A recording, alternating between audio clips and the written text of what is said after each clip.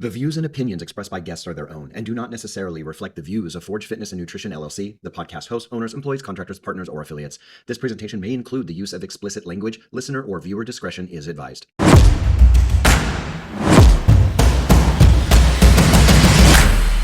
Hello, and welcome to the Forge Fitness, Nutrition, and Habit podcast. I am your host, Michael S. Parker. Today, I am joined by a true veteran of the fitness industry, someone who's been coaching, educating, leading in health and performance since 1989. Now, with over 35 years of experience as a trainer, he's an educator, an author. He holds a bachelor's in sports management, a master's in rehabilitation with a focus on injury prevention. And over the years, he's opened gyms. He's run his own studios. He's worked with corporate fitness programs across 20 clubs. He taught at Bryan University, which is where I met him. And he even spent time with Exos and a little stint at PowerPlate. Currently, he is serving as the fitness supervisor at Sun City, where his philosophy is really simple but powerful. He's trained everybody from everyday people to professional athletes. But if I were to guess what he's most proud of, it's not the resume or his education. It's that throughout his career, he's provided for his family and he built a life rooted in movement and strength.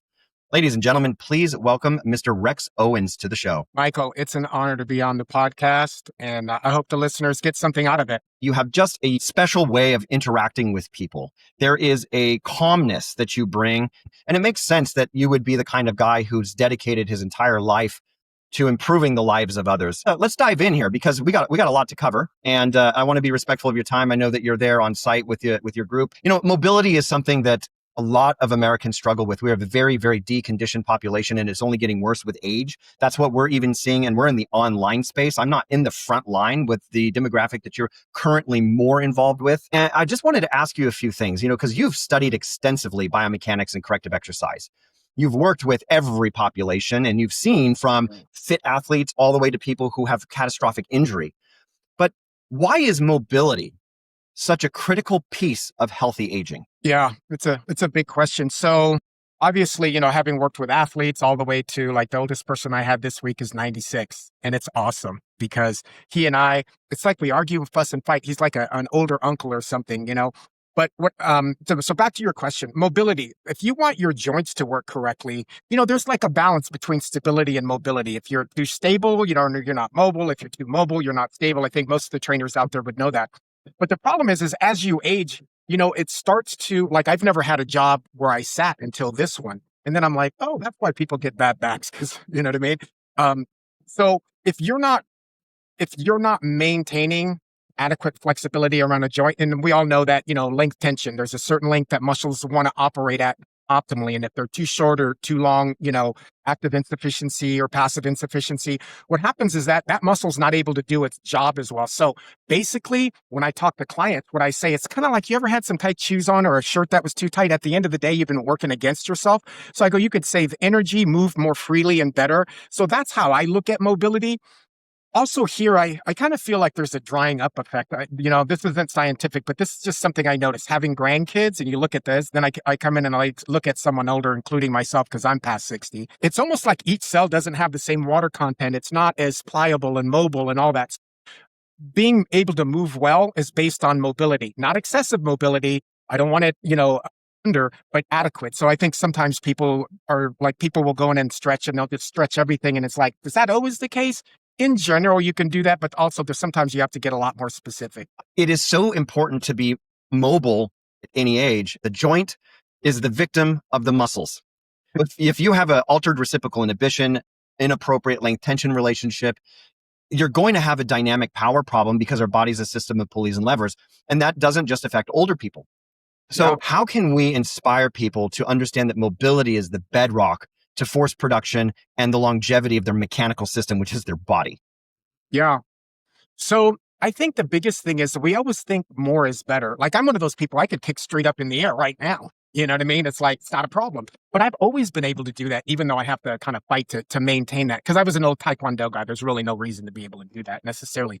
But I think the biggest thing is we compare ourselves to others. Like, you go into yoga and you think like you should, if you can do everything the same way, maybe you're too loose, who knows? But I think the biggest misconception is more is always better. If you look at some of the top jumpers in the world, there's certain joints, like you look at the calves and stuff, they're pretty springy. You know what I mean? Like, there's enough mobility, but they're getting that, elastic, elongation.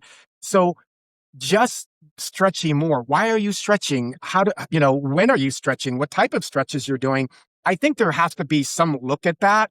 And then how it relates to like stretching to, like you said, the flexibility and mobility are not necessarily the same, because I might have range of motion, but no joint control. And so that's problematic too. So I think the biggest misconception is always more is better. And it's not necessarily adequate is better. You don't need to be able to do the splits, for instance. You know what I mean? That doesn't mean you're like, when you look at a gymnast doing splits sideways, I don't mean front to back, but like sideways, that's not normal joint range of motion in your hips. Hence, you don't see any old gymnasts, do you? I mean, I've never seen a 30-year-old gymnast, you know?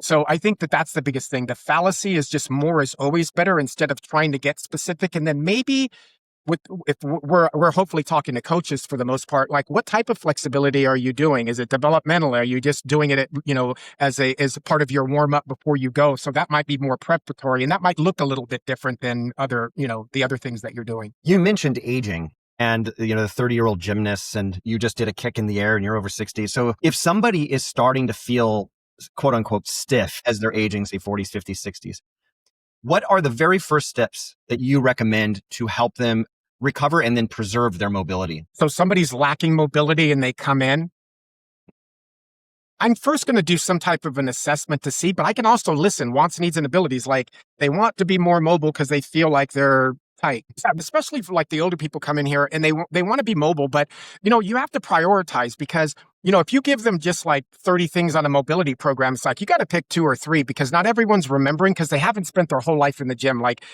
even when I was in high school, like, I'd never been to a commercial gym because there were none around. I'd never seen one. And instead of thinking the specifics of where they're feeling tight, if it's all over, I might be thinking hydration and some things like that are also going to be of assistance. And then what kind of flexibility do they need? I notice everyone defaults to Hoka shoes because they've lost mobility in their ankle.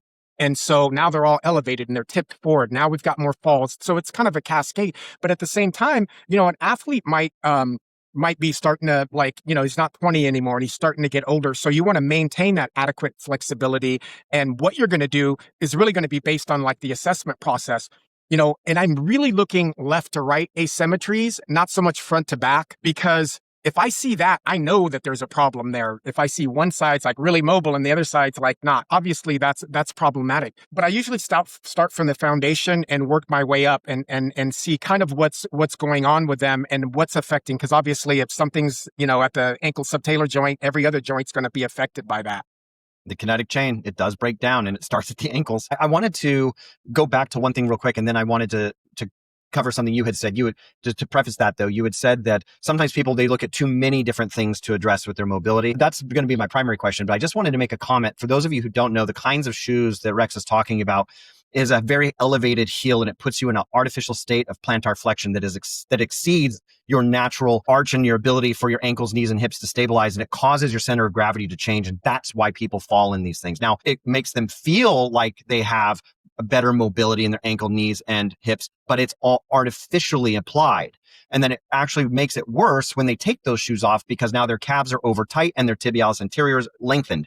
Now we have a major problem, because you don't want to live in your shoes. So I wanted to just clarify if anybody didn't know what that was and what concept he was speaking of. But then now back to this specificity. Are there any specific corrective exercises or strategies on mobility or mobility drills that you think that everyone should just practice regularly?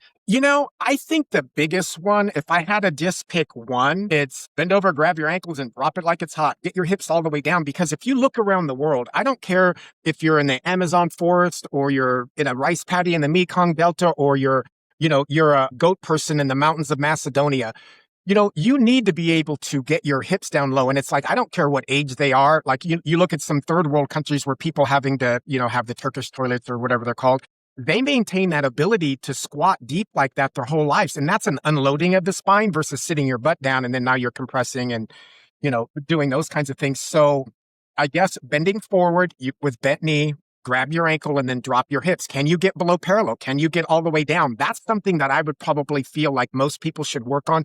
Though I will say, like, if I get someone that's apt to tip over, or I might give them that thing in a different way. I could obviously have you on a quadruped position and have you just sit your hips back all the way to your heels or thereabout. You know what I mean? To try to get that. But I like to do it in real world environment where it's functional, like being able to get down there. But do you know what I'm saying? Once those hips goes, like, I know that, like, if you're in a quadruped on all fours and you can't get your hip past your knee line, you can't squat like that either. So which means now you're going to have to bend over and then you're going to tell me you have a bad back. So there's all these cascading things. And it doesn't always happen like that. For instance, that I see on a daily basis is obviously, my movement, once I put any motion into my spine, everything's limited.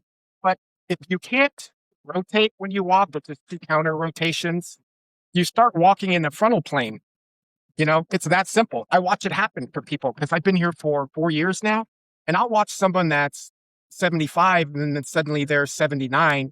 They're can't rotate. And so they start walking like this. It's much easier to fall that way. Like if I stub my toe and start to fall forward, that's happened thousands of times in my life. Even an older adult will react faster to that. But if you tip over sideways, I've been falling over sideways as well. So we have to teach all kinds of things like fall prevention and things like that too. But That's a great piece of advice, by the way, just the simple reach down for your ankles and sit your butt down. Babies are my favorite to use because then yes, babies own that position. Yeah, babies, man, they're the professional squatters. And I used to use that as an example all the time. I would add something that we have a lot of people who sit all day long, and you were talking about spinal compression, but there's another consequence to the excessive sitting, which is a protracted shoulder girdle, where you just get that concave collapse and then you get the cervical lordosis. And before you know it, you got that jutting head and then all kinds of problems in the AC joint, the acromial joint starts to get all pissed off. And then, as you mentioned, you've got the lat problem. Lats are just really, for a lot of people, they're a mess. So I've always talked about scapular retraction and depression, and then just making sure that your head is back to get that spinal alignment. In addition to be able to do a squat, those 2 things combined, I think, is a winning formula. And that's only 2 things. But if you had to choose one, I'm going with what Rex suggested, if that's the only thing you're going to do. So how do you approach mobility differently when it's training an athlete versus when you're going to train somebody who's in an aging population? Yeah, someone aging, like dehydrating. And when I say aging, it's really weird because you could get like the other day, this 78-year-old guy was like barefoot water skiing, looked like he was 20. And I'm not blowing smoke. I'm like, the dude was carving some stuff up. I can have someone at 68, which is closer to my age, come in and they're in a walker. With an athlete, I have a battery of assessments and probably are just picking up like what's not normal for them or normal range to play their sport might say, or, because there's a golf course, you can't see outside my window, but to the right there, like if I threw a rock out that way, it would go through the gym and land on a golf course. Mobility for a sport, sometimes you have to have specific things there. Whereas if it's general mobility, we want someone to be able to move free and easy. I'm looking at left to right asymmetries, like we talked about, like the length of a muscle, the length tension stuff to make sure that it's able to do its job optimally and not compromise something else. So the difference is that the athlete's probably going to get something a lot more specific because it's based on assessment, whereas somebody may come in and just want to do a general fitness program. And we do have some comprehensive assessments, but they can choose not to do that because honestly, for some people that just haven't moved their whole life or haven't moved in a long time, they just need to get moving. We don't need to, we could say like, well, you don't want to do the wrong thing. It's like, watching ranges of motion, but everyone's going to push something, pull something. They have to pick it up off the ground, Amazon package, and put it up on the shelf or something. I know they need to do that. They bend over and do a lot of gardening, and if they have a sport, which is usually pickleball, where I work, there's 900 people in pickleball alone. So those of you that want to do sports training and you want to, I think the average trainer thinks of older adults as harder. It's easier. I realize that like they have all these problems, but they're not coming in going like, you have to absolutely like slaughter me or I won't think it's a good program. You can actually teach them stuff and they think that's good. You know what I mean? As opposed to how hard, because I do believe that, when I was younger, how hard were those workouts?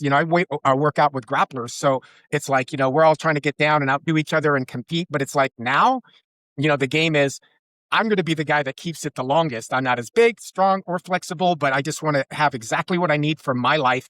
And I think at some point you have to say, what's not acceptable to you? I think that's the caveat. It's not acceptable for me that if I drop something on the ground, I can't bend over and pick it up. So I want to interdict that long before. But a lot of people, if I had to say what happens when you see those people in the walkers, you're doing something in your 40s and 50s and you got the back thing going. So you don't move as much in your 60s. Suddenly you're upper 60s and you're getting things because you didn't move. And then suddenly 70s are a disaster. You've got to try to get something done prior to that. But then there's that motivation question like, why aren't they doing it? But I do think these younger generations, I'm not a gamer, but I play one game, Titanfall. I played this morning from 5 a.m. or from 4 a.m. to 5 a.m. Yeah, non-wife time. And I'll come up, maybe if I play an hour tonight, same guys are playing. And you know what? They're not younger. A lot of these guys, I talk to guys in Australia, Brazil, England, and, in the Southern United States. And there are guys that are like my age or older, but all they do is game. And it's like the younger crowd, I think it's even worse because you grow up gaming. And I've seen it where I've done assessments where you assess like, their ability to hinge, and I'll ask someone to hinge and they'll do this. Can you see that? Where they're just rounding their spine, and you're like, no, bend over at the hip joint. And they're like, no, because what they've been doing is this. You know what I mean? And so I find that a lot of younger people are going to be worse off because I don't know about you, but I rode my bike to school. I walked to my friend's house. Now, even my own children, all three of them were driven because everything's further. So I'm not saying people are necessarily just lazy. And there's also more cars and it's more dangerous. So the people growing up today are not going to be as capable. So that's clientele that's coming. Right now, if you look, half of consumer spending is from people older than 50. 83% of household wealth is, people older than 50. It's going to double by 2050. It's the largest demographic in America, and they have the most money. I'm the last year, so I missed the money part, but I definitely feel like, I'm getting there myself. And so a lot of it's trying to maintain what I have. Yeah, that is so true. And it's a sad state of affairs that for those who have an inclination towards higher level of mobility training and are going to be the trainers that are going to get probably a bit of that share of people who are going to be coming into the realization when they're retiring and they can't move. They play golf once a week, but now they want to play 3 times and they're so sore they can't even move from just swinging a club. That's not going to be acceptable to people. And I like what you said earlier too. In fact, I have 2 things. You had said that it's unacceptable to you to not be able to bend down and pick up your keys. Yeah, no. It's ridiculous. But I'm going to ask you one more question on mobility, but it's kind of on the back of something you had said earlier. And I just wanted to clarify it because I don't think people really understand this, that too much of a good thing. But could you tell us a little bit about why mobility or overstretching causes problems? Like, sometimes I'll just give an example, like a mechanical example, like say this fits in this, right? And it's supposed to move like this. But if there's a lot of play in the system, it's not doing what it's supposed to do. You're wasting or leaking energy. One. Okay. The other thing is that you don't have optimal joint centration, or where it's not staying where it's supposed to and be able to move. And so it's gravitating like this, rounding forward. Everyone gets, like anterior lateral shoulder pain. If something's too loose, think of it as kind of loose and wobbly, not able to produce as much force. And if it's too tight, it's grinding. So a lot of times, like to me, the joint surfaces don't touch, but eventually if you get arthritis, somebody shifted somewhere, like you said, that anterior pull, the elevation of the humeral head underneath the acromion, and after a while, you're fraying all these tendons. Yeah, I guess that's how I would think of it. That's a great analogy. That was exactly the kind of answer I was looking for that question. Absolutely perfect. Then in using the ball socket is a really great way because, if it's loose in there, I even think of things like mechanical things, like a machine that is all loose like that, it's just going to go to shit.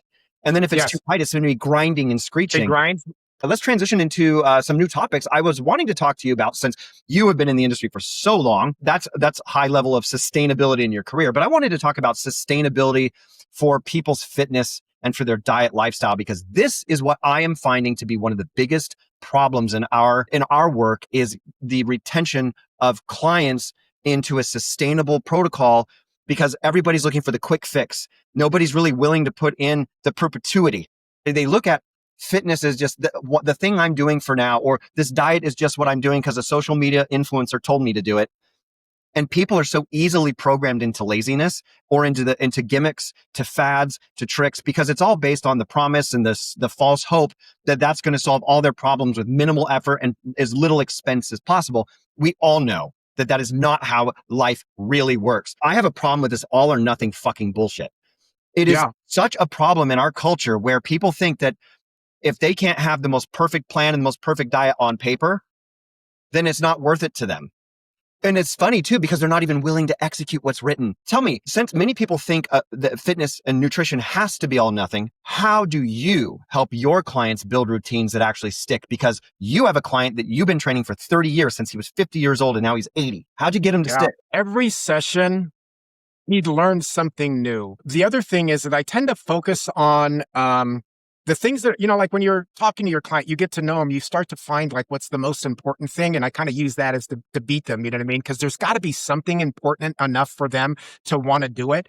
Here, especially, I think that, I mean, like, I'm not the best speaker in the world, but when you leave me, and I believe I can help you. And usually I'm farming these clients out to, my trainers. But what they get, they come in thinking like, oh, there's nothing to be done. And if you can really teach them something before they leave that they can start on. So I always kind of like, even in a consult, like if I don't get you started on something like, even get a concept out there that they're willing to do, I have to find something that they're willing to do. And that's a great place to start. So it could be like, it depends on what the problem is. A lot of times here, it's like my leg strength or something, right? You know what I mean? So I might, and what that means is that when you're taking a step, if you can't balance on that leg, you'll take a shorter step and you start chop stepping and then you start rocking side to side. So I'll have them say, hey, tomorrow, when I need you to start practicing, every time you go down your hallway, I want you to march in place. Lift that leg as high as you can and notice I have my hands out. So, because they're worried about falling. So if I can get them to be more stable on one leg and then to hold it longer without, trundling, like, their hip drop or any of that. I gave you a specific example, but if I can find anything that gets them started on it, you know what I mean? And that's where what I kind of figure out on the consult. You came in with a specific reason that motivated you enough. How do I tap into that and get you started with something even before a training session? Maybe like you said, on the wall, getting your, doing your alignment and doing some, some postural stuff. It could be postural. They're worried about posture. They're worried about falling. They're worried about leg strength. And then a lot of them, because this is an active community, 55 and older. And so it's not a care community. It's like, there's some people that I see out there and I'm like, I don't know if I could do that. You know what I mean? There's some people that could do some specific things that's amazing. As far as nutrition goes, I like to I'm not one of those people that want someone to keep a recall for a long time. I wouldn't mind 2 weekdays and a weekend, but if I can get them to 24-hour recall or give me 3 foods you commonly eat. So I could take those, put it into the calorie amounts, giving them the quantities that would match that, and then start to substitute things. So, if somebody's a picky eater and they don't like, they don't want to have whatever it is in the morning, you know what I mean? I can start to get them to eat better. Like, hey, have some berries with your yogurt, or because protein's like another thing that's a big one.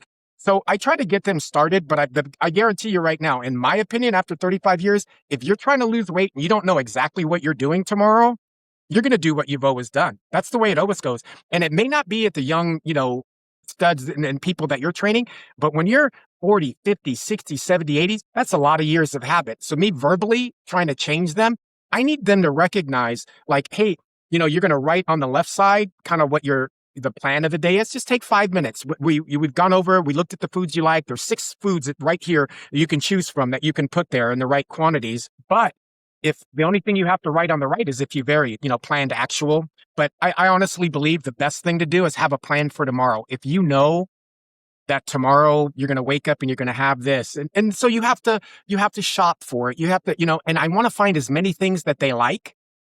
You know what I mean? Maybe it's seasoning something some way. Mhm. Hey, do you want 3 ounces of beef or 6 ounces of chicken? Because there's some people that are, I'm going to not give up okay, well, here's your choices here. Which one are you choosing? That's really useful for anybody, whether you're a fitness professional who's coaching, you're somebody who is just trying to stay on your own fitness nutrition journey. It really comes down to your behaviors first and foremost. That's the key. But to kind of piggyback off what you had just said, in fitness, the best way to get people to continue to maintain their progress is to celebrate the little wins and change the way they think about what results are. I love using the 50 pounds because I think on average, that's what people always say. I'd like to lose 50 pounds. That is a crazy amount of body fat.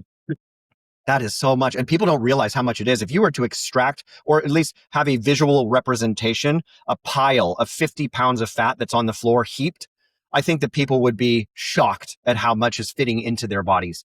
And it's not healthy. It does not help you. Getting people to change their mindset around what progress is really important to longevity in their program, or at least in their training. I like to call it training. It's interchangeable to workout, exercise, whatever. But I like the implication of training, and I don't always use the word, but I like it because it implies that you're working towards something. It's not just work. It is by its nature progressive. That helps people think in the terms of long term. And that's really important to meet people where they're at and say, what are you willing to do? Because that's the reality that I've found, because our average client at Forge is probably 35 years of age. My clients are definitely older. I do have some younger ones. I have maybe I have a handful of people in their 20s and 30s. Nearly all of my clients are 40s, 50s, and 60s. It's always been that way. Forge will turn 9 years old on January 1st. And Congratulations. yeah, I know. Can you believe that? And I have some clients celebrating their 9-year anniversaries with me. Bravo for you. Yeah, It's really great. retention is key. Retention, well, actually, Forge's retention is really, really high. Even with my other coaches in the mix, if you put me in the mix, our retention is like 90%. I haven't taken on a new client in 2 years. I was going to mention that our average client at Forge stays for 18 months on an online program. That's insane. That is. That's amazing. So there's value there, you know what I mean? I agree with what you said. Celebrating the wins, which means to me, acknowledging and trying to get them to love the process. You know what I mean? If you're, say it's like they're walking their dog or something, right? And it's the first thing they're getting movement, I mean, that stuff, all of it's accumulative. If you, like you said, celebrating the small wins, because if you're just waiting for the end, it's never as satisfying as you think. You know what I mean? Like the person loses weight and it's like, okay, then there's tomorrow and now what? But if you really have celebrated and understood like what, to be proud of yourself in the process, exactly what you said, that's what gives them the longevity. Yeah, the celebration. The other thing too, I know this is a very cliche and it's a meme all over social media. And I was using this long before it became popular. I didn't coin the phrase, but I'd heard it and I've used it for years and years, which is that we don't work out because we hate our bodies. We work out because we love them. Yeah. It's a mindset shift. I have a couple mindset questions that have kind of popped up that I'll ask you in a minute. But before we do, let's like you're talking about nutrition. I also wanted to mention that was a really good tip to just write the foods that you know you're going to eat, because it's almost the same paradigm as what we are doing with activity and fitness, right? Basically saying, here's what we can work with. And then building off of that makes people feel that not only are they not eating what they dislike, but then they're going to find themselves getting more interested. The seasoning tip is fantastic. Those little things absolutely matter. And it is a process of accumulation. My message to everybody is, and I'm hoping that through these podcasts and with the work we do at Forge, to get people to change the way that they think about fitness and nutrition. And that's really difficult to do. Let me ask you, from your perspective, what would you say are some of the most common mistakes that people make when they're trying to start a new fitness plan or a diet, let's call it? Yeah. And you know what? I think that instead of saying, hey, I'm just going to cut this food or whatever and do without, it's easier to add than to take away. So I'd be like, hey, I need you to get up, hydrate, have this yogurt with berries, and, oh, you still want, your eggs, which, I'm not opposed, just depending on what your cholesterol is like and all that. It's just like, make those things a little bit more, controlled. So focusing on the things that you should do, but that you'd want to do, what I mean? Not giving them food that they're not. Because typically somebody comes in and it's like, eat this, or everyone was on like a bodybuilding type diet and it's like their last 12 weeks. And it's like, don't do that. They don't eat like that the rest of the year. You know what I mean? Bodybuilders, for instance, who are the best dieters in the world, but they look like that. Like, we probably both train numerous people. And I'm like, you see them that night after the contest, you're having beer and pizza. And then 2 days later, they still look great, but they don't look like that. Etched, you know what I mean? And that's crazy. No one can stay looking like that. I mean, once in a while you have like a Herschel Walker type body that always has been like lean and whatever, but yeah, dieting's challenging because people have their habits and they want what they want, but it's like, you can have what you want, but you can't have the quantity. And then eating for health and eating for weight loss, I don't necessarily put them together, meaning you can eat healthier and that should help you with weight loss because you're having more fibrous foods and things like that. But sometimes people just have selections of foods that don't know how to cook. I've even had someone ask me how to bake a potato. And I'm like, wow, you've gone your whole life and you don't know how to bake a potato. I have noticed in the younger generation, the skill set related to food preparation is abysmal. That is something I've noticed here. They're always the first people to look for meal delivery services. The biggest thing that I started to realize, especially with Forge early on, was how many people would be like, oh, I just really don't have time to prep my meals. I really don't have time to cook. So the amount of menus that I've had to go through with people to find suitable selections of food, the amount of times I've had to sit with somebody as they're going through their HelloFresh to help them choose their food for the week. I don't mind doing it because I use it as an opportunity to teach them something, to have them observe, to think about Well, and it's not just about what they're going to really want to eat that's supposed to help them get to their goal. It's usually losing weight, right? But I want to teach them how to nourish their bodies. What's the best decision to make? And how do you minimize waste? Because what I've noticed, a lot of people who do these meal delivery services, they end up just rotting in the freezer. Yeah. Because what they end up doing is they order Uber Eats and they go off the menu. There's all kinds of behavioral problems that I have to address. And one of the things I like about going through it with clients is because when you expose the need, then they're more likely to get on board. And plus you establish yourself as a professional, that you teach them things that they didn't know. And I feel like people really, really like that. And Yeah, that's credibility right there. Trust and credibility are two things that I think are important. You know what I mean? That's how, that's another thing, that how you keep clients, when they trust and realize the credibility. We go to courses, we're constantly learning. I mean, what I would say after 35 years is like, hey, I'm starting to learn a little bit about fitness now. You know what I mean? Because it's like, when I look at the books I haven't even read yet that I already have in my queue, and I'm like, dude, I don't know any of that. You know what I mean? I mean, there's some amazing areas like, in-depth neuro stuff or whatever. But I don't like to go down too much of any specific rabbit hole, because I have to be a good generalist so that when somebody presents, like, when was the last time you had a client with MS? You know what I'm saying? So I know we're going to have someone next week. I've had a dozen of them in my lifetime, but I'll go back and like read everything that's current on training someone with MS, because there might be a tip that I forget, temperature controlling or something, you know what I mean? So whatever it is, you have to be a good generalist, unless people are coming specifically, like if like at Exos, you might have a guy that's like just a speed guy.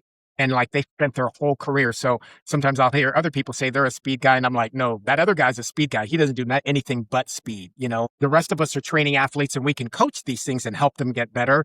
And I'm talking about like at Exos, it's like an elite level, like there's Olympians there. You know what I mean? Like, I'm not coaching an Olympian on his first 3 steps. You know what I mean? Unless I was a specialist in that. So it's mentioned, I think, go ahead. I was going to say that generalization as a fitness professional now is more important than it's ever been. One of the things that I did to maintain the ability for specialization was that I hired coaches that were great generalists with the specialization. And I can tell you exactly what they do. For example, Coach Millie, she is a great generalist, but she also is very good with Parkinson's and multiple sclerosis. So we have clients who are in those special populations. We work a lot with people with neurodegenerative disease. Coach Tate is an injury rehab specialist. That's what he does. If you got a problem from an injury, that guy can take you through it, but he's also really, really good with general population. Coach Cameron, he is our clinical physiologist with an emphasis in cardiovascular systems, still an incredible generalist, and actually is a really good strength coach too. And then Coach Sam. Coach Sam is an athletic development sports performance expert. She was a professional basketball player and a great generalist. But I was going to mention that, like, for me, it was a conscientious decision to have those kinds of coaches. Forge has gone through some ups and downs. We're in a bit of a weird space right now because we're trying to pivot for a saturated market that is heavily social media based. We're trying to pivot to a market that is now heavily AI influenced, and we're having to compete with high volume, low touch competitors all across the world. It's a really, really challenging market. And for us, we are working on a lot of things on the back end to separate us from that. We're trying to get out of the bloody waters of commoditization in the fitness world. And we're trying to find some new, crisp, clean blue oceans, which I've learned over the last 9 years at Forge particularly, is that every time I get away from the bloody water, everybody fucking follows me. And then before you know it, they shit in my pool too. And then I have to go build another pool. So I know I'm to the point now where when I'm strategizing, I'm not looking out the next 24 months. I'm looking up the next 5 to 10 years now, because I'm having to be like, I saw AI coming. I didn't see it coming as fast as it with the quality that it has as such a short amount of time. But I was ahead of the curve on that. Now, Forge does not use AI at all for programming. Everything is handwritten, but we use AI a lot in the editing of this podcast. When we're done, is going to be heavily influenced by artificial intelligence. The way that we write our marketing, if you go to our Instagram and you see a video, that's just me spouting, that's just me talking. But if you look at all of the description and all the emojis and stuff, I don't have time to sit there and fucking put emojis in a social media post. I'm not 13. So I go to ChatGPT and I just tell it what it's about, and it will give me the notes, and it generates it all. I copy and I paste it right into Instagram. It takes so much time and energy off of me because I'm doing other things while it's populating. The video's loading. Oh, ready for that. Thank you. Got that. Put it in and send, and then boom, it's shared to the world. It's amazing how much all of this stuff has influenced us. But I know we kind of rabbit holed a little bit. So I'll pull it back around, because since we're talking about sustainability, I think is where this came in. We're talking about sustainability, not only as a fitness professional, but sustainability for clients or for people in general to maintain their commitment to their well-being, which people just don't. I mean, the success rate for fitness is really low. And I would love to see that change. I know you, and I know you've grown for 25 years, because I hear people say that, oh, I've been doing it for 10 years. No, you repeated your first year 10 times is what happened. You have grown, and that's what the younger trainers need to know. You got to keep getting, honing your skills. Got to have agility. Agility is required because your clients require it. Yeah. Every single client's different. And like, for example, if I have 5 client calls in a row, every single one of them is going to get a different, like a slightly modified version of myself. It's always me at the core. But there are clients who don't particularly enjoy the fact that I forget to not swear. And that is a problem. I've always had a bad potty mouth, I guess. And it comes out on the podcast once in a while. Sometimes I'll edit it out. Like, I've done a couple, especially if I have Sarah on. Sarah instigates me to the F-bomb. When I had her on, I edited out probably 6 or 7, but in the show, there was probably 10. So I felt like it was a little overkill. So I just let's just go ahead, not do that one. Anyway, but yes, you're right. Your growth is really important. The agility to meet clients where they're at is such a necessary skill. And is it exhausting? In the beginning, you soon start to get your rhythm. And then working with clients is a joy. I tell people all the time that I don't actually work. I have the pleasure of showing up to help coach people to their sustainable fitness, nutrition, and habit success. I have a privilege. Yeah. I can imagine doing nothing else. It's fantastic. But so for those, just to capstone the kind of where we're going, and then we can move on to some of I have a couple of other questions for you that I thought would be interesting. But when it comes down to prioritization and what people are really willing to put into their workouts does play a role in whether or not they're going to stick with it. Yes. In your mind, if somebody only has, let's say 30 minutes, let's just use the ACSM guideline, 30 minutes a day, 5 days a week for 150 total minutes, right? What would you say that the average person should prioritize to keep their body strong for the long term? I would probably pick 4 things: a lower body, a core, a push, and some type of pull. Let me put it like this. We've been told, like women, older people, do high rep stuff. Then the bag of dog food weighs 80 pounds and they're not functioning well. So personally, I don't care if you could do a lot of something when you get older. I mean, if you can't garden for 6 hours straight and it's only 2 hours, more power to you. Do it more often. But stuff is as heavy as it's going to be, and life requires a certain amount of strength. So they have to work themselves up. So I would do strength training, but I'm talking about picking up a dumbbell, pressing it up, and it's a set of 6 or something, or even less sometimes. I'm going to progress there slower. Okay. And I have to make sure they don't compensate or arch or even fall over. So maintaining strength, I would probably do something that's power related. So let's just say I'll just use an older adult, because obviously you could think of thousands of power exercises for younger people. But when they're trying to get out of a chair to try to almost power out and jump, or maybe have your arms up to slow them down, and they're not really going to get off the ground much. But older adults lose power. So if I'm strong enough to catch myself with my foot, but I can't get it out there fast enough and I can't react to it, then I'm going to fall. I'm going to get injured, those kinds of things. And a lot of if you want to stay active, you're going to need to be able to, play the pickleballs or the golf or the bocce ball or tennis or whatever it is that you're going to want to do. So yeah, I that's what I think that, I guess that's my answer. That's a great answer. I've always said strength training. And of course I knew you were going to say that because you're competent. Now, some would argue, and I'm sure there's always an argument, right? Especially if this is going to be on social media. So there's always going to be some fucking prick who's going to say, it should be this and that. There's always detractors. There's always more detractors than there are people who praise you. That's just the nature of our modern society, especially with social media. Because you know what? Your screen can't punch you in the face. So people get away with saying a lot of dumb shit. But yeah, they do. Yeah, they do, man. That's why you don't very much see me on social media, like my personal social media. For a long time, I don't know if you noticed, but I didn't even have Facebook. It was completely empty. There's some stuff that's kind of leaked on there because Heather likes to post stuff for me because they're really pushing us to build a personal brand around me. And I've been so resistant to that. And now I'm regretting it because now that's the new trend. People don't really care about what Forge is doing. That everybody goes to my personal stuff. And it's like, okay. Yeah, it's an interesting phenomenon that we've noticed. My adventure blog has gotten me more clients than the Forge website. It's crazy. I looked at your blogs, tight. Good job. I read your creatine one yesterday and I was like, spot on. This is like the new stuff that's coming out, whether it's for bone health, cognitive, or just your general athletic performance, but there's a lot of good stuff coming out. Yeah, I did another one. I don't know if you saw the one on aging populations related to Alzheimer's. Is that with Millie Nunez? No, not the Oh podcast. no, I thought I blog wrote a post. blog No, article. no, but Yeah. I'll get in there and dig in some more. I love when I find great resources, which is one of the things that's like the veterans like ourselves.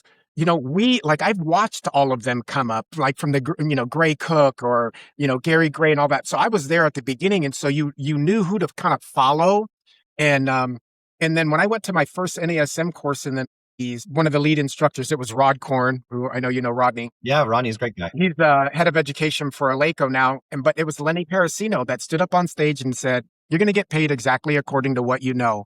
So if I can solve a problem for my client, that's the value I have. How I get them there, we all have different philosophies or whatever. But the bottom line is I'm only as valuable as the problems that I solve. And most of the clients here, they just want to stay being able to be independent. You know what I mean? Because if you've seen someone go from independent to not, or to go from independent to not independent, it's like it's tough to see. So, motivating them to stay in the game and that the process is important and not just the end. I think that's very important. Last year, when I went to IDEA, I think I was talking to Brent Brookbush and Brookbush Institute, obviously a great site for education. But he was saying, no, Rex, I don't think it's that the younger people are not going to the conventions. He said, they're not doing education. And I'm like, well, how are you getting better if you're not constantly learning? So this year, IDEA was in Sacramento, my city. And I noticed it was probably about a third of its size. I'm glad to go. The education was tight, but as far as big as it was, or the show, it's not as big. And I thought it was because people are doing stuff online or this, that, and the other. And I am old school. I'd rather you give me the textbook. I read the textbook, then I'll watch the videos. But if I watch the videos, it's a little bit harder for me. I'm 61 years old, and it's like, I don't like to watch that much video. Give me a textbook. That's how I learn, by reading. So I'll read first and then watch. But anyways, I think education is key for you trainers, because that's how I don't burn out. In my first 5 years, I mean, I had a wife, 2 children, and man, people would be like, well, what do you do for a living? I'm a trainer. What's that? You know what I mean? Now everyone knows what we do. But back then there were less people buying training. And so, keeping a roof over my head was challenging. And so, I worked 7 days a week. Now, people know what we do. And if you can gain credibility, like even like when I worked with the general population, if I find one of my ladies in my groups that does the like Thursday folders for all the elementary school age or the junior high or the high school, and you can get your material into that is the best marketing. You can talk about marketing all you want, but one of those moms will fill your schedule. Yeah, they do. Yeah, that is so true. Education is really important. And I think it's important for anybody when it comes to fitness and nutrition. It's not just fitness professionals. The clients or people who are at least interested in their well-being should take some ownership of that. Like they hear about, oh, I've heard about creatine. What is it? Well, I've got an incredible article that breaks it down in a really digestible way. I had one more nutrition question for you that was on the top of my head. What was that? Oh yeah, you've worked with so many different age groups. I have noticed in my 40s, I'm 46, literally in a couple of weeks, and my dietary needs have shifted. Now, I have 2 points to this. One is that they shift, and I'm going to explain why that's important, or I'll have you explain why that's important. And then the second is that I've noticed that my food selection has not only changed, it's dramatically improved as I've aged, because the consequences outweigh the distaste for Brussels sprouts. Meaning that I've now acquired a taste for Brussels sprouts when you couldn't have gotten me to eat them 10 years ago. But now I had them last night. I have found that the elimination, of processed foods, and to the best of my knowledge, unless I'm in a restaurant or somewhere where I can't control the environment, processed foods and added sugars are no longer part of my life. And I can tell you definitively that it made a substantial difference within 30 days. I noticed, my joints noticed, because I have so many injuries. I am so broken. I have all kinds of problems. I think I have 3 labrum tears, and I have tendonitis and epicondylitis and you name it. But I was going to ask you a nutrition question. So it is that as we age, our dietary needs do change. But from your perspective, like, what do you see as a non-negotiable? What I know you're not going to get enough of without a plan is probably fiber and calcium are really hard to get. Vitamin D also. So those are the 3 nutrients that I look for. But I think like the population, like sometimes we look at studies and, I feel like this. You and I are science people. We love the science, but like you're going to study stuff after I do it. That's how it works. You don't, some lab coat doesn't go, well, I wonder if like I asked Don Chu years ago how he came up with some of the plyo stuff. Well, I mean, obviously he got it from the East Block, but he's like, oh, we were out at a hill and started doing we ran uphill, we ran downhill, and we called the downhill overspeed training. And that became a thing. You know what I mean? And you're just like, so trainers will go out and try something and then, and see how it works. People dieting, things like that. So protein intake requirements are changing. Most people just don't want to do, what they want to do. People are ordering more fast food past COVID. I notice even in my own house, like, I'm like, how come this food arrived? And it might be a chicken sandwich for my wife, who I'm not the boss of, by the way. You know what I mean? It's like the hardest person to coach. Even though on the creatine thing, my wife came to me a week or two ago and she's like, you're having me put this stuff in my shake. And she goes, my nails are a lot thicker than they've been in my hair. Feel my hair, feel how full it is. And like, I didn't even know if it had that effect. So I said, maybe it did, maybe it didn't. I don't know. I'll have to look at it, still have it because it's not a health benefit. I mean, you know what I mean? Like for the people that I work. But back to your original question. It definitely changes. What also changes is like my testosterone levels. You know what I mean? I was a lot more aggressive the younger I was. I like to grapple and all that. Now I'm like trying to preserve my joints. So back to nutrition. I think that the stage is 20 to 30. I guess there's some change 30 to 40, but I didn't notice much change from 20 to 30 all the way to 40. Honestly, I'm 61. I noticed a change where like, oh, my body's not right the way it used to be. Right around 55, I was mobile. I was as strong as I'd ever been. I'm smaller now. Like I only weigh like 190 because I noticed that I just don't do the volume of training that I used to do. So anyways, I'm not sure I answered your question, but there's definitely changes. You have to look at what you're doing too. Like when you're in your 30s, you're prepping meals, going to work, you've got kids, my kids are out of the house and my children are out of the house now. So, what's happening in your life, you gotta fuel for what's ahead. What's your day look like? What nutrients might you be deficient in? What habits do you have that you could move towards better? Like I brought a little cherry pie, probably a piece about this big today, but I'll have it after lunch. You know what I mean? I don't have it at 9 o'clock. So I don't have any more willpower than you do. My thing is that I'm structured in that when I'm going to have it. After lunch, I have all day to burn that off. It's not going to stick. And then the discipline was saying like, I get it, but I just don't get as much as I want. Cause I'd like a piece like this. You know what I mean? But I just don't get to do that. And I don't get to do it all the time either. I'm not sure I answered your question directly. I rambled a little bit, but hopefully something stuck there. Actually, something I thought was really important that I want to highlight even more, which is you don't eat that pie, the high quantity of sugar before bed, before you're going into a fasted state for a reason. Because your insulin is going crazy and you're trying to sleep, then you're going to have a real hard time with all your metabolic function. Yeah. I tell my clients all the time that the myth that you can't eat after 6 is a myth unless it's sugar. Well, yeah, because that's a direct effect, but yeah.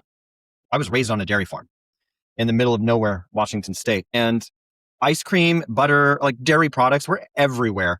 Back then it was Dairy Gold, by the way, was the name of the company that my uncles worked for. Both my uncles worked there. And then we worked on a dairy called the Mudge Dairy. And amount of ice cream that was just available was overwhelming. And, yeah. and we got into the habit of having a bowl of ice cream every night before bed. And now I look back and I'm like, oh my God, because I know what it's doing now chemically. I know what's happening inside my body now. So, but like I'd mentioned, I've removed processed foods and added sugars. I no longer consume ice cream of any kind. I can't remember the last time I've actually had ice cream. Heather tried to get me to have a bite. We were out to dinner a couple of months ago maybe. And it was, they brought they comped like a little, there's a restaurant we go to all the time. They're like, oh, you have this a little ice cream and I don't know, there's like a little chocolate sin cake or something. Yeah. I saw it and she was having such a good time eating it and it was not a lot there. And I had made the decision the moment that I saw it, I had said in my head, I said, I think that I'm going to go ahead and pass on that. And it wasn't because I was punishing myself. It wasn't because of any other reason than I have now gotten to the point where I don't need it and I don't want it. And so why would I force either? There's no reason for me to eat it. Now, I tell people all the time, clients, friends, everybody who wants to ask me stuff, especially like if we're at a party and then everybody's starting to get ice creams or whatever it is. And I'm the one abstaining. I tell people it has nothing to do with some weird fitness thing. It's just literally, I'm not some weird trainer doesn't eat it's nothing like that. It is that I have found that my body had got enough when I was a kid and I just don't need any more. I'm good. And I've found now that I am highly sensitive to foods that are processed or high sugar. I do not find them palatable anymore, which is weird because I know that they're engineered to make themselves palatable so that you continue to buy it, especially with fast food.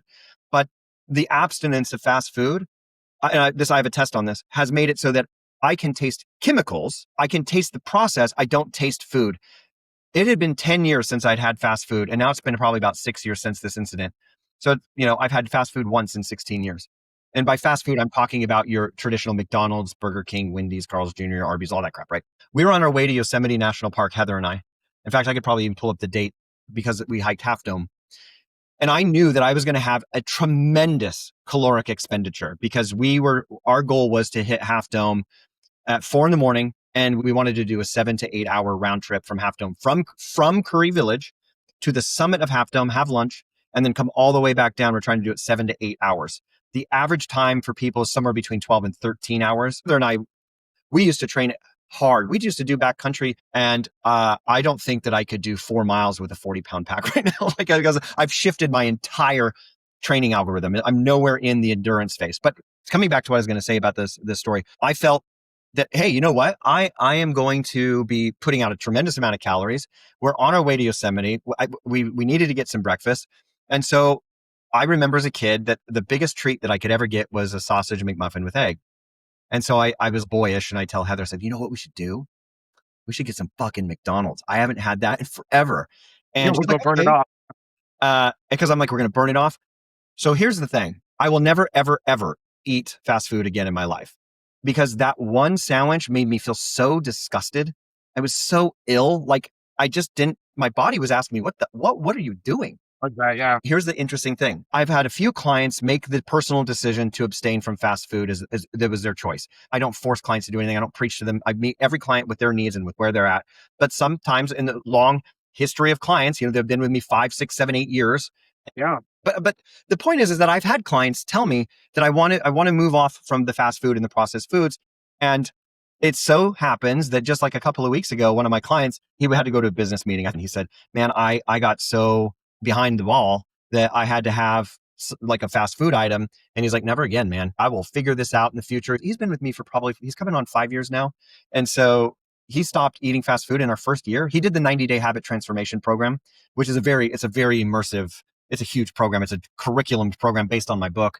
And it's very robust. It's highly strategic, but still has the flexibility and fluidity for the individual. But I feel like that those little low-hanging fruits, like reducing the amount of fast food that you're eating, reducing your processed foods, cutting your added sugar, timing your meals the way that you did, not abstaining from the cherry pie, but being smart about it. And I think that that's the rub, is that people want to be unconscious and incompetent about their food. They don't want to think about it. And I just tell people that we can't do that anymore, that those days are gone. You have to be conscientious about what you're eating and have a strategy and a plan.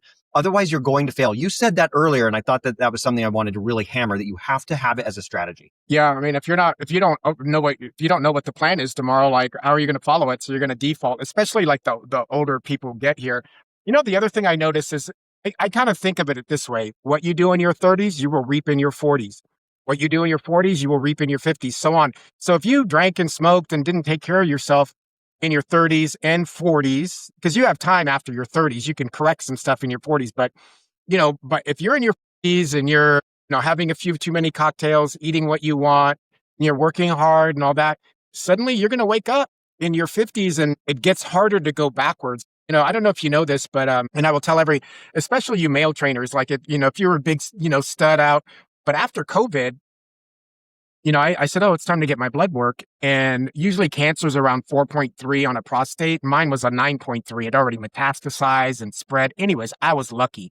So get your blood work done, track your health, because no one wants to wake up and because the conversation could be like, hey, make arrangements because you're done. another month or two, once something gets into your lymph system, it'll spread. So then they do like a PET scan to see if you light up like a Christmas tree. Getting the diagnosis isn't like it is oh shit, but what's oh shit is, man, after this scan, if there's a bunch of highlights, that's all cancer. If I have one in the brain, if I have one wherever it metastasized to, which means you're going to die. And, I wasn't really ready for that. I still I don't know, I drive my wife crazy, but I wake up motivated every day because that's how I roll. No, by the end of the day, you know what I mean? I can lounge a little bit, but I'm motivated every day to help people. And so, it really does change your life when, especially this population here, somebody's playing golf again, somebody's getting back and being active. You know what I mean? They're not afraid to do something, or it could be something as simple as helping a caregiver, or maybe the husband's debilitated or the wife is,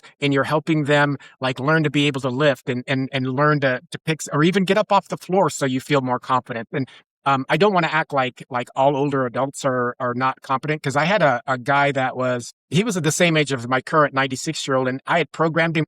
Our benches are as wide as my arm space, and they're probably about mid-thigh height for me, and I'm 6'1". So, they don't have to get too deep. And I had programmed this older guy and his floor work, and he's like, well, why did you program it up there? You can just do this on the ground. And I'm like, yeah, it's possible. And I go, do you mind showing me? He gets down, gets back up. And I'm like, he did it just the way I did. You know what I mean? It's like, wow. And so what he did is he happened to get on the ground and get up every day, or often enough, it became a skill set that he maintained. But you just can't let things go and say, well, it's hard to bend over. I won't. Flash forward 5 years, you can't bend over anymore. You know what I mean? Or do the tasks that you want that keep your life fulfilling. Everything that's ever happened to any of us that blew our hair back and we were like, wow, that was amazing. It always has something to do with movement. From sex to a roller coaster, I don't care what it is. Trust me. You know what I mean? It's like movement's key. So you don't have to be the strongest guy in the world. You don't have to be the most flexible. I can't run the furthest, any of that. I just try to compare myself to myself as I go forward. And the only thing I could say is I'm not as fast. I had to sprint for the first time in a decade. I did a maximal under duress sprint because I heard 911. I teach CPR here, so I train everyone. There's 11,000 people here, 11,000 residents, 2 gyms, all that, indoor Olympic-sized pools. So I heard someone yell out. I was training my 96-year-old guy on battle rope. And to me, that's just balance training, believe it or not. You move a rope, trust me, you have to balance. So I heard someone yell 911 in the building, and I looked over and I started to head. Then I looked to the left in the pool because I can see through the glass into the Olympic pool, and they were dragging a guy underwater. He had a heart attack. I saw it on video afterwards, and it's hard to get someone out of the water. So I happen to have the one strong front desk guy, and we were able to hook my elbow under the person that was in duress and get him out of the pool quickly. You know what I mean? I started doing compressions, AED, bag valve mask. We don't give breaths anymore here. We use the bag valve mask. But anyways, long story short, he did pass. But when looking at the person that passed, you know what I mean? I'm doing compressions. You can feel the ribs crack and all that. But I looked at the quality of his skin, and he was probably 78. And I thought, this guy has been in the pool his whole life. He's moved well. So when he did have that tragic heart attack, I saw it on film because the police have to watch that. He's doing a breaststroke along, and then he suddenly grabs his heart, and then he swims to the surface. Then he grabs his heart and he reaches out. That's exactly how long it took. And somebody attentive in the pool was like, oh, wait, she wasn't strong enough to lift his head out of the water. So somebody else came, and this guy. And then when I ran in, that's what happened. But, to be honest, that's one of the down things is that no matter what happens here, I don't take CPR or any emergency situations the way that I would at, like a CalFit or a general fitness place. Somebody is going to, eventually go down, even if they look healthy as hell, but that being said, I remember the first heart attack I really tracked in my mind. I was 34 and somebody died my age, 34. And I'm like, how do you die at 34? I didn't even at the time think that was possible, but it's possible. Sorry about my run on story there, but it's important, you know what I mean, that people realize that, you want to be able to be active. That guy was active. He had 15 seconds of trauma with a heart attack, and then he never woke up. And I'll be honest, I've seen enough dead bodies. I was in the Army, and anyways, when someone's dead, there's the heart's not beating, but it's a living organism. And then there's you know what I mean? But you just have to do what you have to do. So anyways, I digress, but Oh, no, it's in fact, anybody who's been in the industry long enough, especially if you're around aging populations, it's like riding a motorcycle in an accident. It's not if, it's when. yeah. Unfortunately, I have been involved in 3 such cases in my career. Have you? Yeah. Yeah. One of them was actually at the In Shape in El Dorado Hills before it was In Shape, back when it was Millennium. One was an elder gentleman. You know you've been there. So you know the street that goes up the hill and then you go down into the club. He was running up and down that hill and he had gotten to the top and he fell and passed. But the one that I was going to parallel to another one that you were saying was we had a same gym. We had a 35-year-old man, 34-year-old man, just dropped his kids off at daycare, went upstairs to cardio, had a major coronary event, and we were unable to revive him right there. Yeah, that's tragic. So yeah, so what we're emphasizing is that it can be any age. Never, I mean, I honestly, I thought I was invincible almost as far as like getting well. I'm like, I didn't drink, I ate well, I worked out with a fiend with all of my MMA and grappling buddies. I mean, we were getting down, and it's like, yeah, cancer can, it could be anything.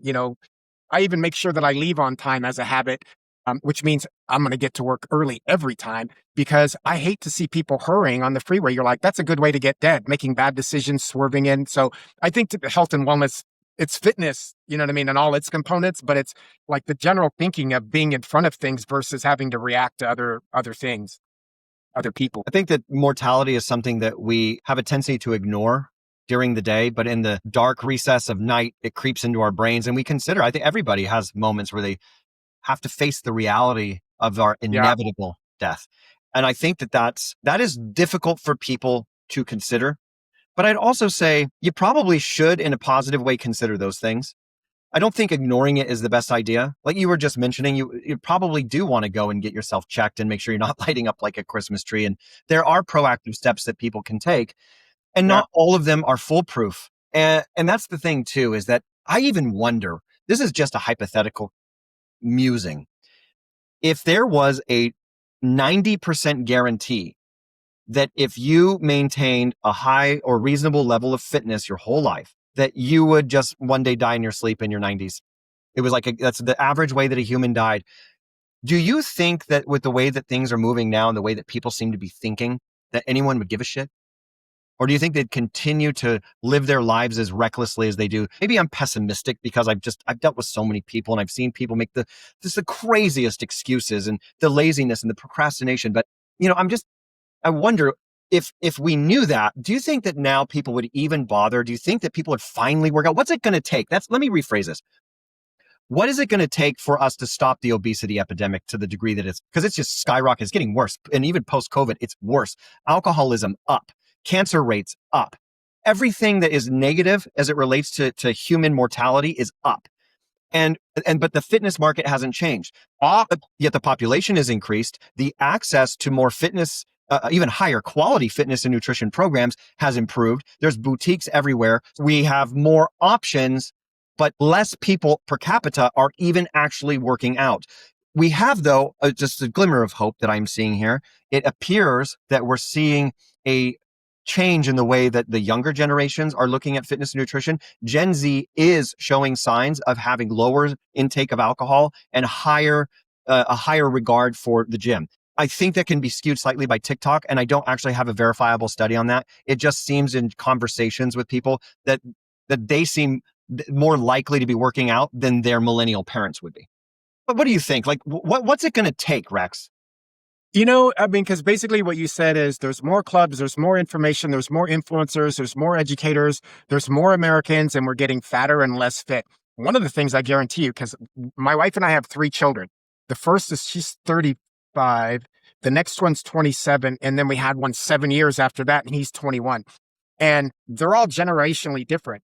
Kylie growing up, when she was maybe around 5 or 6, there was flip phones. When my next child was born, we had like the little Razor and like smaller phones. And then when the last one was born, there was iPad and all that. So gaming, like a lot of the younger people, what I know is that if you don't learn to love movement early, it's going to be punishment. I mean, I'll be honest, like my biggest 2 things with fitness were like Hell Week in football, didn't like that. And then, doing the 2-a-days and all of that. And then infantry and airborne school, it's like, dude, that was like way beyond that. Like you could be passed out. I mean, you know what I mean? So to me, that's the negative side of like fitness stuff where you're being brutal. learn to love something, dance around the house. Like, you know what I mean? Like I'll go come home and I'll hear Chicago turned way up and I'll look in the window and my wife's dancing around the house, cleaning stuff. That's her movement. You know what I'm saying? She's constantly doing chores, bending, whatever. She gets on the power plate, and does some exercises there, but she's never, ever since I've known her, she's been like, I'll move and do stuff, but I don't want to go to the gym with you. You know what I mean? And she has it up to now. Yeah. I You think got to learn to love movement early, that's you know? likely true. I think there's been a major shift in our day-to-day activity level by the nature of technology progressing. Farmers, factory workers, they were moving. And then there was not as much access to low quality, high calorie foods. There was a lot of factors, and I understand that. I'm not just trying to be pessimistic about people in general comparatively over time. We're in different situations, but I'm just wondering what the breaking point's going to be. And I'm just not sure that I understand what it is yet. I had a client, he was having some heart problems, cholesterol, this kind of stuff. And you get real talk with him and you say, this could lead to you dying. And I honestly know that he was like, yeah, whatever. He could accept that. He literally could. But I said, that new wife you have? I said, what if in a couple weeks, she's not your new wife and lover. She's your caretaker as she wipes the drool. Because you may not have a heart attack. You may have a stroke. You know what those are, right? Yeah. Okay. You know how you know what I mean? So it was in a way, our real talk was, I was trying to find something like dying, I think would kind of motivate me, but that wasn't motivation enough for him. Mm-hmm. Having a stroke and drooling and like, no, I mean, God bless those people, but it's like not something that you want to happen, right?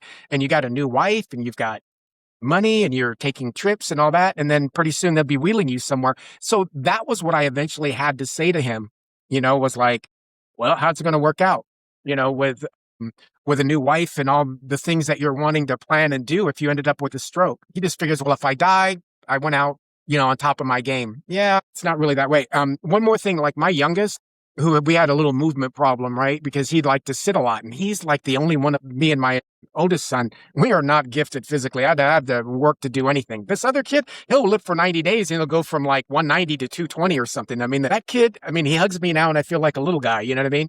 But they all thought it was weird that during high school, I said, every hour on the hour, you will do 20 rows on that TRX that's attached to that wall. You will do the same push-ups and the same squat. And I'm not really like, it wasn't a question. So like I did explain it, but the bottom line is because I said, and I'm not parenting like that all the time. Now he understands. How was I going to explain to a younger kid, when he was 12, 13, 14, I just needed you to get up and I gave you a specific set of things to do.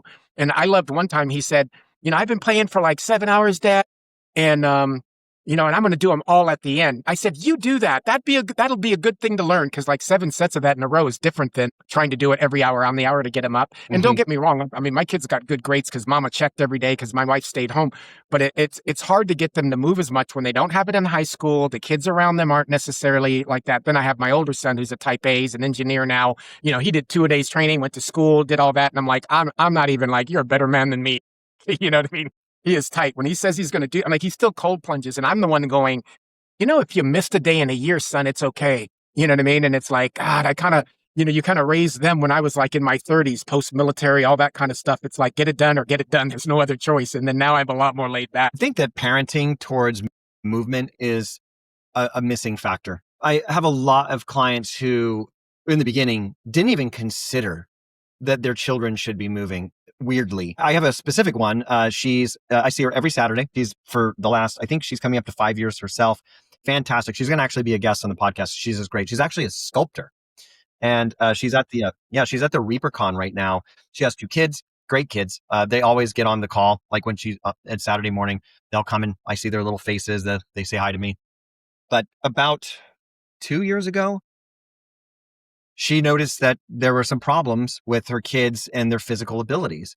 And ever since then, she came to me and she's like, what do we do? Like, can kids do this and kids do that? I'm like, well, there in extreme cases, there are limitations, but we're not talking about that. We're just talking about getting your kids outside, getting them playing, getting them moving. It's like, because they're glued to technologies. They're glued to their iPhones, their iPads, they have TVs. She did something, she gamified their wellness with this Harry Potter. It's a fitness game that is a Harry Potter themed game. And she texted to me and she's like, is this cool? Can I use this? She even got him little Amazon fitness trackers because she wanted to leverage the technological bend of the kids, and they love it.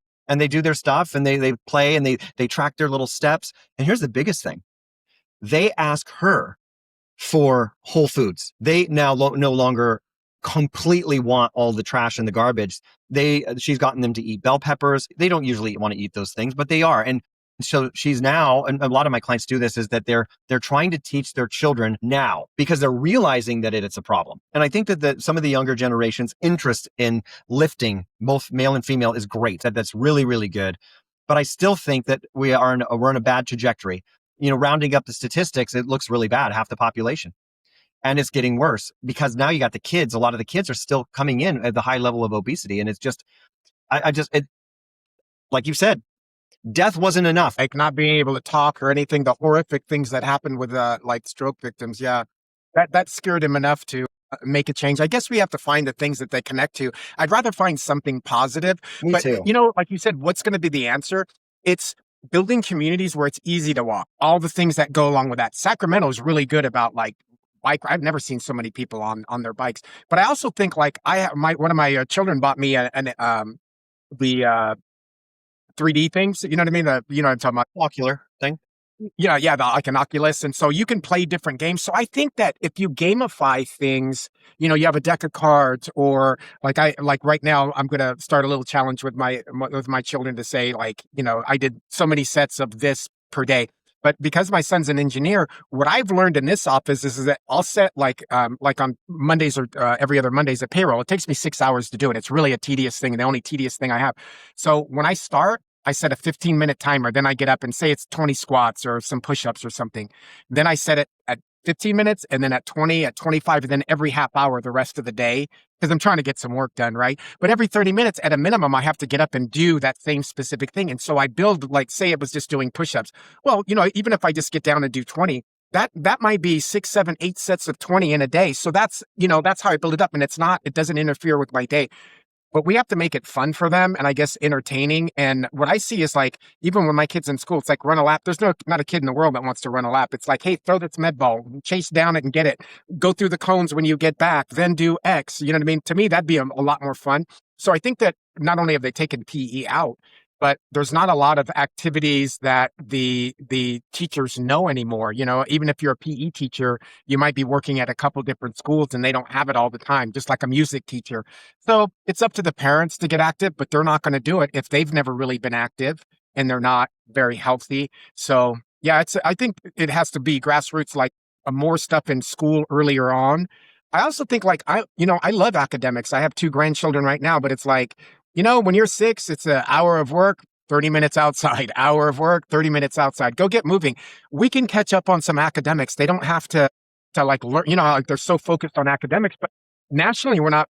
I mean, we have some great universities, the best in the world, but we also have a lot of marginal, 50% and down below, it's pretty marginal. We can give them time to catch up on academics if they can get, be more active. And maybe it's create a game, like somebody's, like you pick different games or they have to vote or whatever, make it fun. I don't know if they really make PE that fun anymore.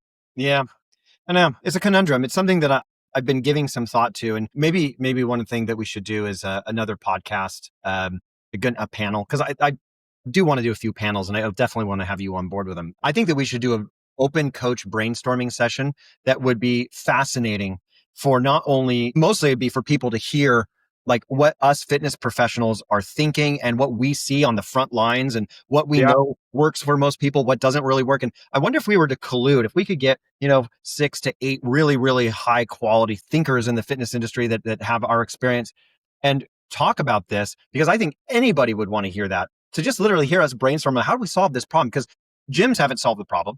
Nobody's solved this obesity epidemic problem. And it's been an epidemic now for 15 years and nothing has improved. It's just getting worse.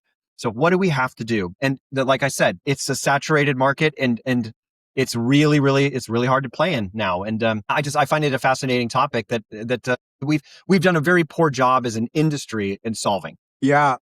But yeah, you know what I noticed? Like when I was in, say, high school, junior high, elementary school, if there was a kid that was heavy, and I'm not one to ever pick on anyone because I would never thought to do it, but there was always just like one or something. All of us were kind of, homogenous in that way. Yeah. Now, you have the elite kid that has a pitching coach, a speed coach, a strength coach. You know what I mean? He's got all this elite level coaching the kids putting out. I noticed like when I worked in Granite Bay, the kids that want D1, you always see them in the gym at 6 a.m., like running the sports group, you know what I mean? All ages. But, those are the kids that have the drive to do that. But anyone is capable of doing it if you build that up. And we have to start them early enough to get them loving movement, but and maybe it's more VR games as opposed to Xbox games or on, a little console. So they're actually having to move. There was Pokemon Go and all those kinds of things that, that's what it was called, right? The Yeah, app where you had to go for a while find there. stuff like a treasure hunt. But if you don't make it convenient in your neighborhood, like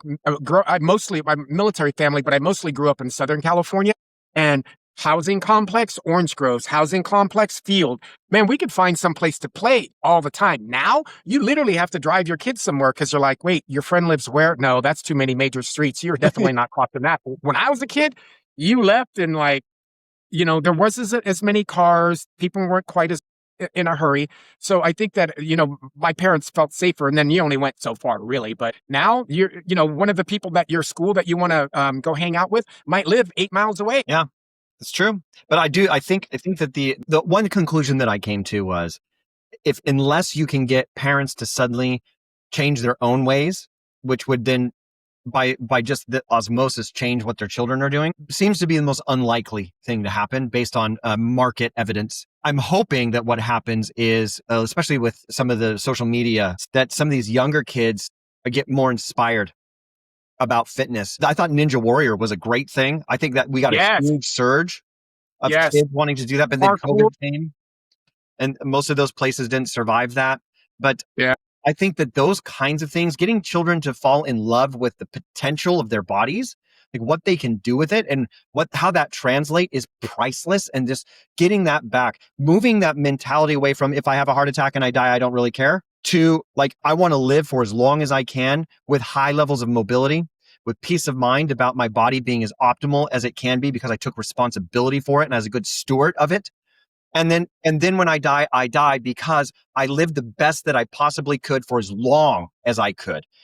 How do we get that mindset? I think it's going to be the younger generation. And I'm the reason I'm putting my head around this isn't necessarily a business thing, but obviously, you got to pay to play, but there's got to be a way that we can come up with something that gets kids excited about learning fitness and nutrition early on. And I don't know. Well, I was even thinking about making some kids courses on basic exercise and making it cool. And then like having these nutrition classes. You're a very graphic guy. I've seen your presentations and you always have cool graphics and stuff like that. And Yeah. Heather, she's a graphic designer. So obviously that's why Forge looks good and everything we do looks good because Heather's extremely picky. The American Marketing Association names her as one of the best graphic designers in the country. So Wow, that's she's awesome. top level. Anyway, the point is that I would love to find a way to solve that problem. It may be too big for me, so we should do a panel and see if we can come up with anything out of it. The other thing is that I've really enjoyed this conversation. It was so good to catch up with you, and I know we just completely ran out of time here. It's just crazy. I had a couple other questions for you, but you know what? We can save them because we have so many different opportunities to get back together again, and some of them have to do more with like some of the mindset things that you've learned over the years. But I'll save those because I want to do another episode on coaching to mindset. And what I love doing with this podcast, my goal is to be able to bring value to both fitness professionals and to their clients. And I think we do a really good job of balancing these where that's the point. I really want people to get an inside scoop as if they're like a client, but also allows me to collude with other fitness professionals so that we can make the world a better place through the profession that we chose with the intention of just being the best that we can be for our clients and then exposing how simple it really is when you bring it down to just the brass tacks. Being fit to just a general degree isn't really that hard. It's just about prioritization. It's also about managing your body, keeping the mobility where it needs to be, having the right nutritional balance, making sure that you are living the best that you can, because it changes everything when you're fit, and resonating with the people who are saying, if I have a heart attack and I just can't get over that, that's going to bug me all fucking day. Like if I have a heart attack and I die, like that is just so nonsensical to me. I don't want to have to edit everything what I want to say out, so I'll just save it.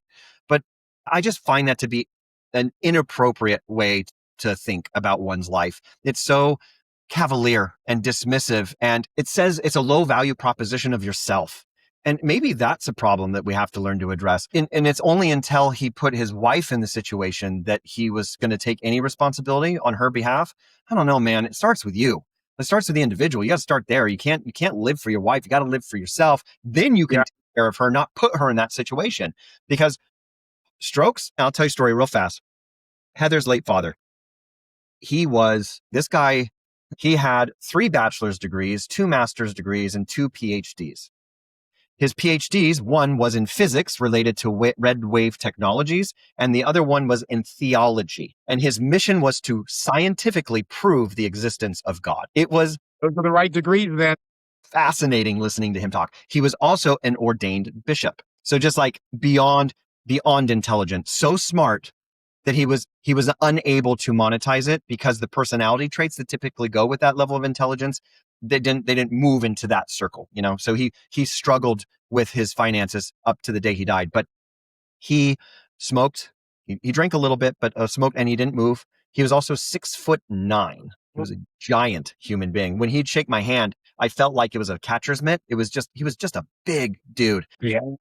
He and I became very, very close. I remember he would work on all of these theories, and he would write math as if he were just writing sentences like you and I would in a journal. But his was mathematical computations. We had a 300-foot storage shed, 300 square feet, I should say, storage shed. And it was his chemistry lab where he had all kinds of electronics and microscopes and chemistry stuff. In fact, we're going to be, we have somebody, a homeschool family who's coming here tomorrow to pick it up because we have no use for it. Yeah, we're donating it to them. They have 4 kids, and they would love to have all that equipment. So we're going to be giving it to them. And then we donated something like, I believe it was 1,400 books on mathematics and religion. Just the guy was an immersive guy, but he basically killed himself with his lifestyle. He ended up lighting up like a Christmas tree, but this was after he had a stroke, and we got a call from one of the neighbors, and they were basically saying he's on the floor. We can't get him up because he's 6'9". And she even happens to be a nurse, a geriatric nurse, by the way. And she's like, I can't move him. I'm telling you right now. But she's like, he needs to go to the hospital. Ambulance came in. It took firefighters, everybody to get him up. They get him to the hospital. He had a pretty severe stroke. We flew down, and he was unable to talk for a couple of weeks. He was in a wheelchair for a month, and then he was able to recover his speech, and he seemed to be pretty good. He still had to walk with a cane and a walker up until he passed. I think he had a stroke when he was 68.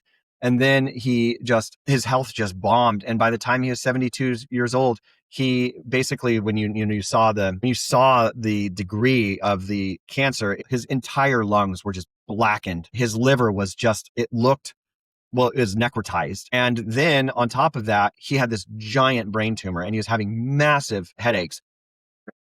They did take that out. And then we saw it was the most heartbreaking decline. I would say 6 months of absolute misery, and the final 3 being like stuff that you just don't even want to see, And the worst part about it is almost all of these things could have been avoided. He just neglected himself, and it was really, really tough. That was a tough few months there. But during that time, he actually read my book, and I was really nervous because I had to go to Nevada, and Heather stayed here. Heather basically was here for 3 months, and I would only come back, I think I'd come back every 2 or 3 months, or excuse me, every 2 or 3 weeks. I'd fly back because it starts getting expensive going back and forth. And so I happened to be back home in Nevada, and he calls me. He's like, I just read your book. And he said, the first thing I'm thinking is, oh gosh, he's so smart. He probably is going to poke all kinds of freaking holes in it. And I said, okay, well, give me all the negative stuff first, and then fix it with all the good stuff, if there's any. And he said, he's like, there's nothing negative except for there was some punctuation problems that I found. That was nothing serious. He said that he absolutely loved it. Absolutely loved it. And then he's like, I wish that I had read this book 20 years ago. He's like, and maybe I wouldn't be laying on my deathbed right now calling you, telling you how good it was. And he's like, it's too late now, and I'm not going to do anything about it. What is interesting, though, just as a side note, he did quit smoking for about a year, the last 3 months of his life. And I quote, he said, fuck it. And not only did he no longer go out onto the porch, he just lit up in bed. And he had never done that in his life. He never smoked indoors until the last 3 months of his life. And he just basically, he gave up completely and utterly. you know? Did And he pass of a respiratory disease or? the primary thing that killed him was the lung cancer.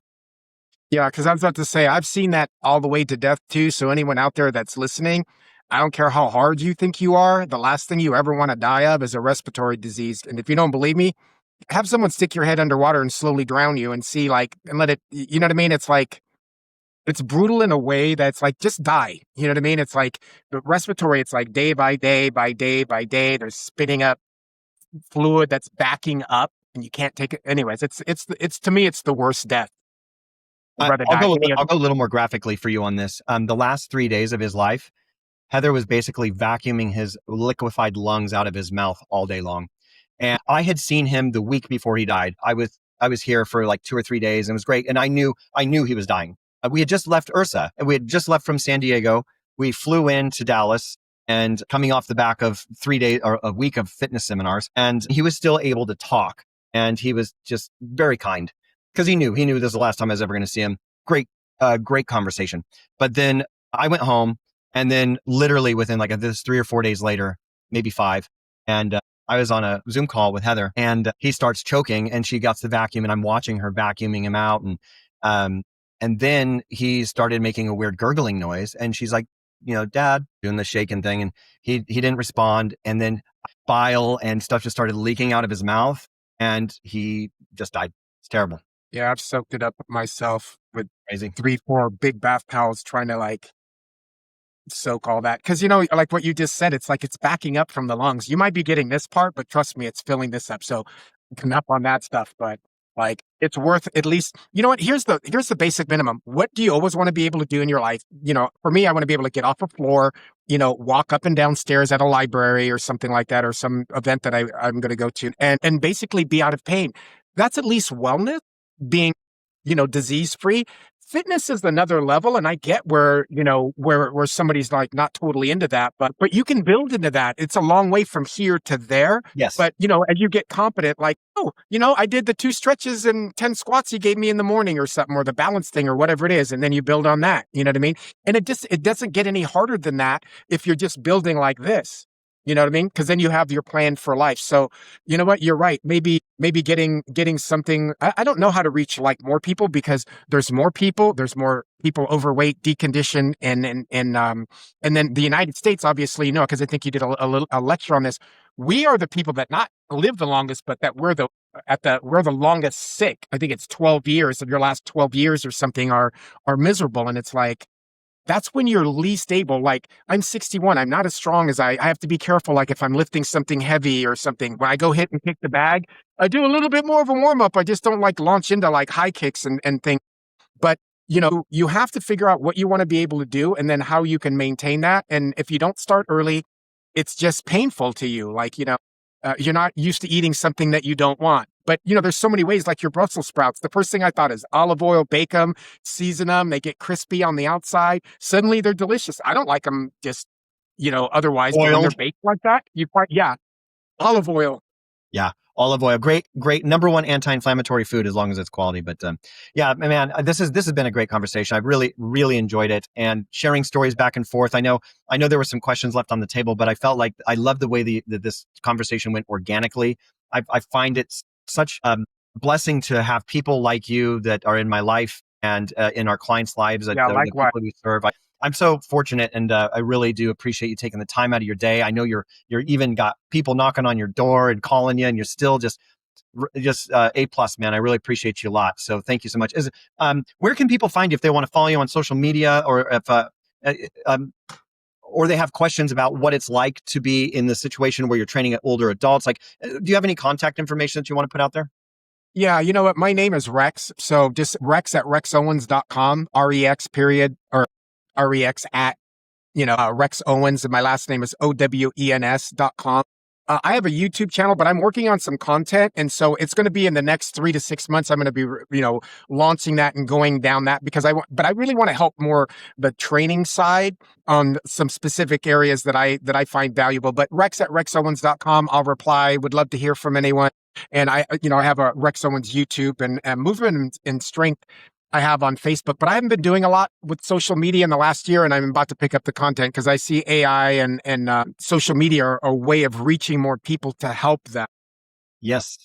And also, it's where people are getting their information. They're getting long format information that's usually AI generated, and they're also getting social media clips that the typically 60 to 90 seconds of bite-sized information. If you want to help people, you got to play that game.